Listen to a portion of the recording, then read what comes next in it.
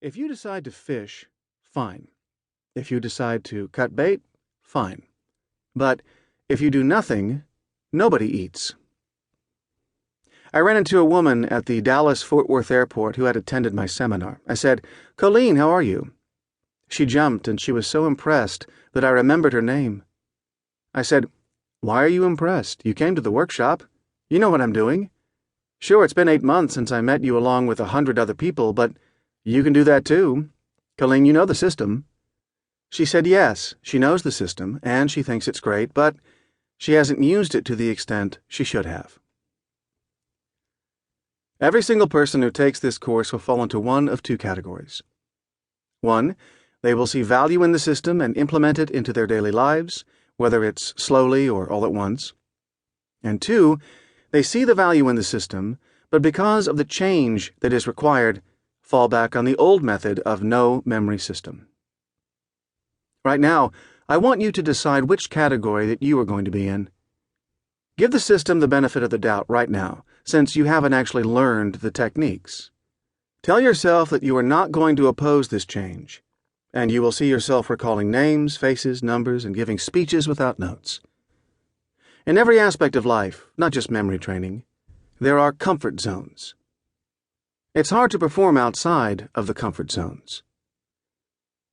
We get used to a way of doing things, and it's hard to change. A headline out of a local Seattle paper a few years ago read, "Justice grinds slow. Man wants back in jail." According to the newspaper article, the man was released from a penitentiary and found his 8 weeks of freedom to be terrifying. Most of us would find 8 weeks in a penitentiary terrifying. Why would 8 weeks on the streets be terrifying to this man? It was terrifying because he was outside of his self-image comfort zone. What happens when we are out of our comfort zone? Don't we have a tendency to get back where we belong, even though that is far short of what our potential could be? This man robbed a bank in Portland, Oregon, and waited to be caught. He appeared before the judge without any legal counsel. He said, "Why do I need counsel? I'm a 10-time loser." He said, "I would appreciate it if you forego the pre-sentence investigation so that I can go back home tomorrow." Home, in the article, he says, "I want to go home." Prison to him was home. It was a place he felt secure. It was his comfort zone. What is the imaginary ceiling in your life? Folks, change is tough. Hopefully, no one listening to this audiobook will ever experience this situation. However, I see people do this to different degrees every day.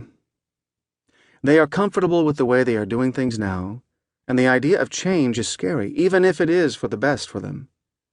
The change could be a diet, exercise, learning a foreign language, moving to a new town, going to a new school, or learning a method to recall information. Don't sell yourself short. Give yourself some credit.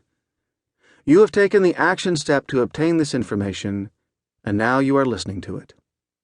Don't stop here. Let me repeat that. Don't stop here. What you are about to learn is over 2,500 years old. Can you believe these techniques have been around that long?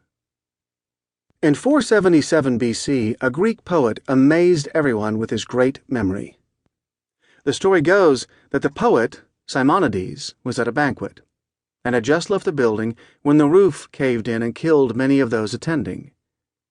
The bodies had to be identified, but they were crushed beyond recognition. Simonides came to the rescue and was able to recall the names of everyone and where they sat. Simonides claimed he did this by imagining the people in their places at the table during the banquet. Subsequently, a method of recalling information was derived, in part, from this experience. The Greeks developed a form of memory training called loci, a Latin word meaning places. We will go into more specific detail as to how this method works and how it can work for you shortly. In 1959, there was another breakthrough in the area of memory. A brain surgeon, Wilder Penfield, conducted some remarkable experiments on epileptic patients.